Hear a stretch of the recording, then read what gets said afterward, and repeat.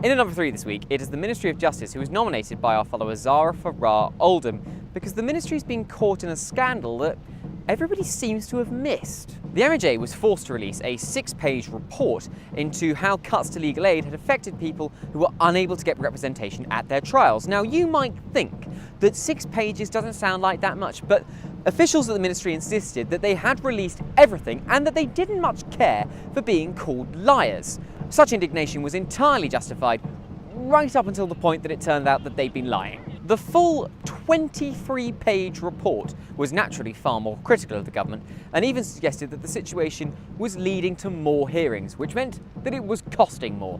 Nevertheless, screw the accused. Anybody who has any kind of understanding of the law will tell you that they are guilty until proven innocent.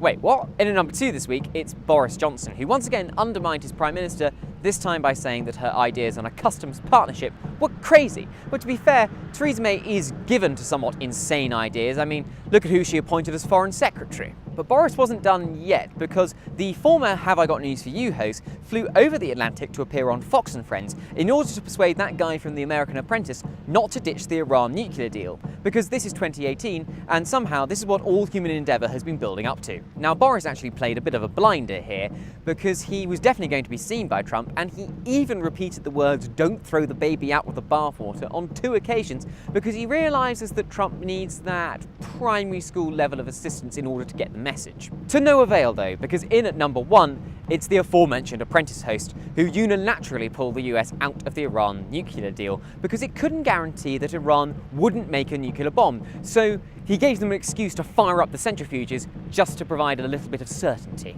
All of this was going on against the backdrop of Trump's porn star problems and whether or not he paid her hush money. Now, that's all got a bit confusing, so here's a handy guide. Firstly, Trump's old lawyer said that he had paid Stormy Daniels out of his own money and not Trump's, and then Trump said that he didn't have any knowledge of the payment. So far, so contrived. But then Trump's new lawyer said that the president had actually reimbursed the old lawyer, and then the next day Trump confirmed that he had reimbursed the old lawyer using his own money. But then the next day, Trump said that the new lawyer needed to get his facts straight, even though the new lawyer's version of events and Trump's version of events were in fact now officially the same version of events. It's a genius tactic, this. He's trying to get out of the scandal by confusing the fuck out of us. Oh, and by raising the prospect of nuclear weapons. I mean, I've had nights that I regret, but even I think that's pushing it.